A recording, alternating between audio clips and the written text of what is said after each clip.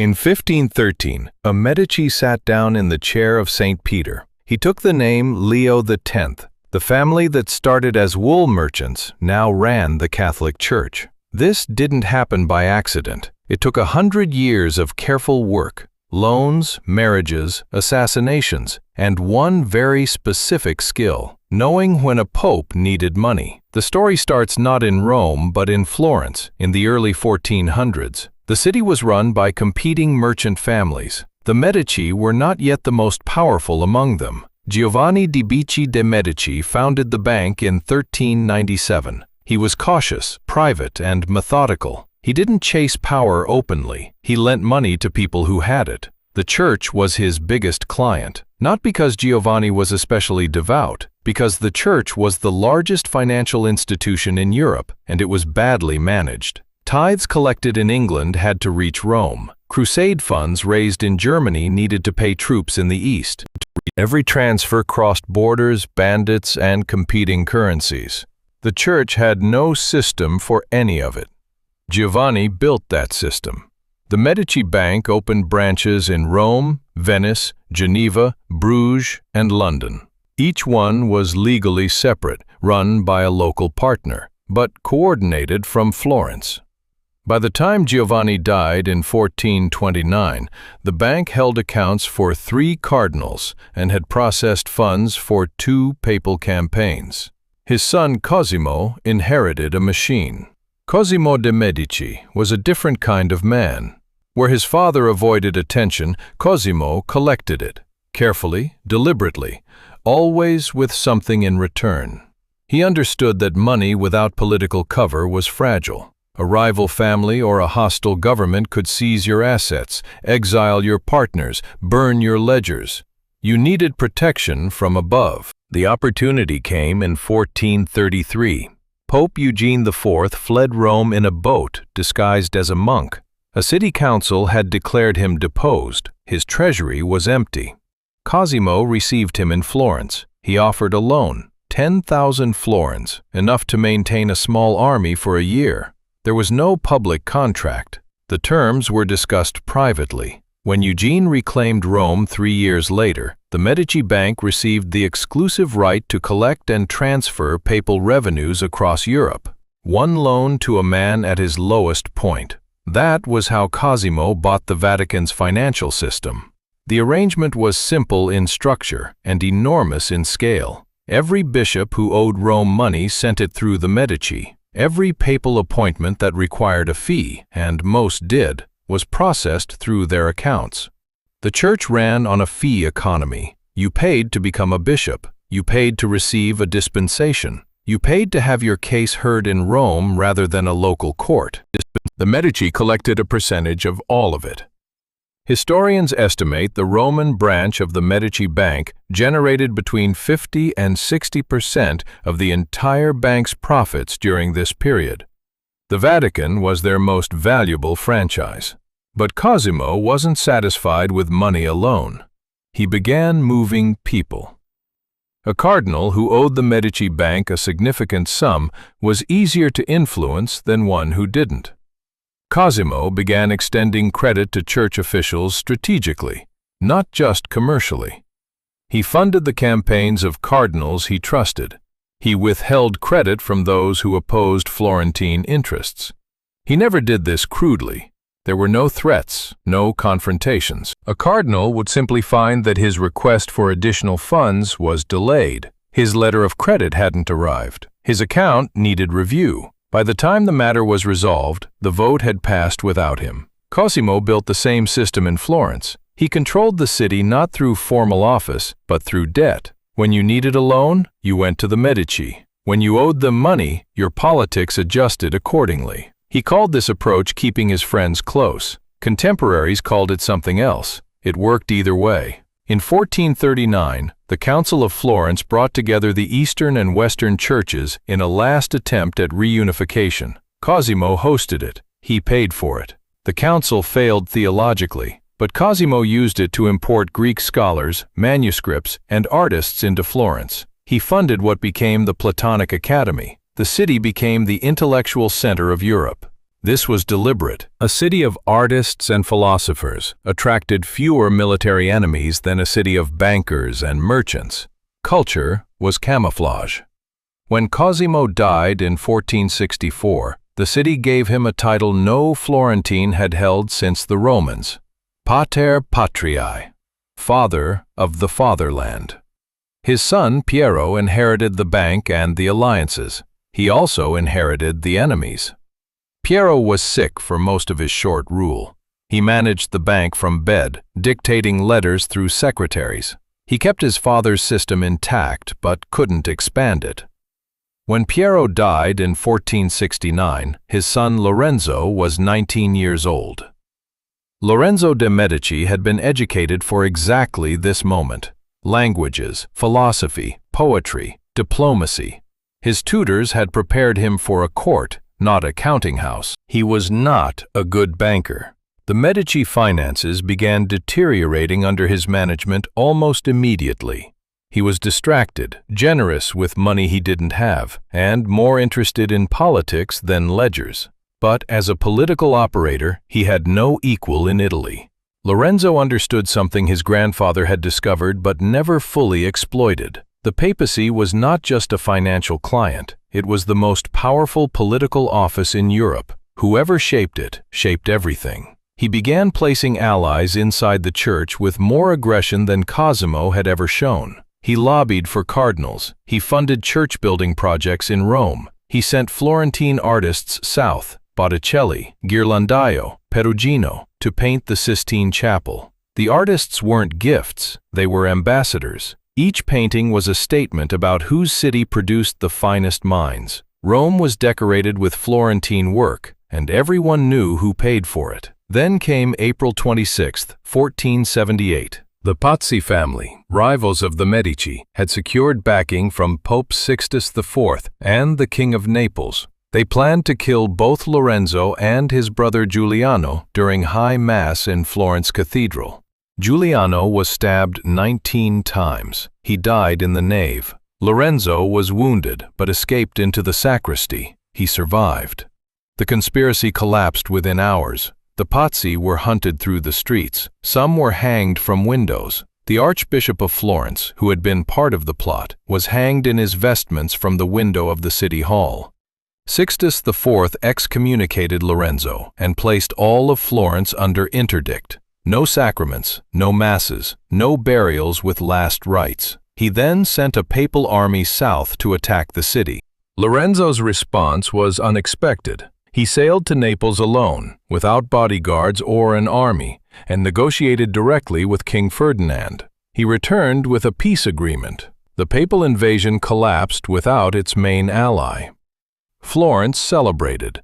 The interdict was eventually lifted, but the relationship between the Medici and the papacy had cracked. Sixtus IV spent the rest of his pontificate trying to reduce Florentine influence in Rome. He failed. The Medici Bank was too embedded in church finances to remove without damaging the Vatican itself. Lorenzo rebuilt the relationship slowly. By the mid-1480s, he was again placing allies in key positions. When Innocent VIII became pope in 1484, Lorenzo helped negotiate his election. In 1489, Innocent VIII made Lorenzo's 13-year-old son Giovanni a cardinal, Giovanni de Medici, the boy who would become Leo X. The appointment was scandalous even by the standards of the time. 13 years old. Lorenzo had to wait 2 years before the appointment was made public, to reduce the embarrassment. Lorenzo reportedly told his son before he left for Rome, "You are going to the most dangerous city in the world. Keep your thoughts private. Get up early. Stay sober." Giovanni arrived in Rome and spent the next 2 decades learning it from the inside. Lorenzo died in 1492. He was 43. The bank was in serious financial trouble. The branches in Bruges and London had collapsed. The Lyon branch was struggling. His son Piero took over and proved even less capable. In 1494, when the French King Charles VIII marched into Italy, Piero surrendered Florence without a fight. He gave away Florentine territory and fortresses in exchange for nothing meaningful. The city expelled him within days. The Medici were driven out of Florence for the first time in 60 years. Giovanni the Cardinal was expelled with his brother. He spent the next 18 years moving through Italy, Rome, Urbino, Venice, maintaining contacts, surviving on family connections and church income. In Rome, he cultivated relationships with every cardinal he could reach. He hosted dinners. He attended every significant function. He remembered names and debts. He was patient in a way his father had never been. In 1512, a Spanish army backed by Pope Julius II restored the Medici to Florence. Piero was dead by then, drowned crossing a river during a French retreat. Giovanni's younger brother Giuliano took charge of the city. Giovanni returned to Rome as a powerful cardinal with a restored family behind him. He was 37 years old and had spent 2 decades preparing for a moment he couldn't name yet. Julius II died in February 1513. The conclave to elect his successor was one of the fastest in decades. Giovanni de Medici was elected on the first full day of voting. He was 37. He had been a cardinal for 24 years, since he was 13. He took the name Leo X. His first recorded words after the election, "God has given us the papacy. Let us enjoy it." He meant it literally. Leo X spent money on a scale that shocked even Rome. Hunts, banquets, theatrical productions, music, art patronage. The Vatican under Leo was a court of permanent celebration. He also used the papacy the way his great-grandfather had used the bank, as a machine for placing allies in positions of power.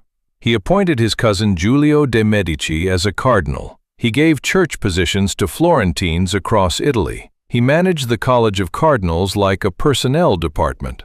Giulio would later become Pope Clement VII. The Medici produced 2 popes within 20 years. Leo X also continued something Julius II had started, the rebuilding of St. Peter's Basilica. The project required money on a scale that even the Vatican's revenues couldn't cover. His solution was the expansion of indulgence sales across Northern Europe. Pay a fee, receive a document, reduce your time in purgatory. The theology was disputed. The revenue was substantial. In Germany, a Dominican friar named Johann Tetzel was selling indulgences with particular aggression. A local professor of theology named Martin Luther began writing objections. In October 1517, Luther posted his arguments publicly. Leo X ignored it initially. A German monk complaining about church fundraising was not a Vatican-level concern. He was wrong about that. By 1520, what had started as a theological dispute had become a political crisis. German princes who had their own reasons to resist Roman authority began backing Luther. The Reformation had begun. Leo X excommunicated Luther in January 1521. Luther burned the papal bull in public.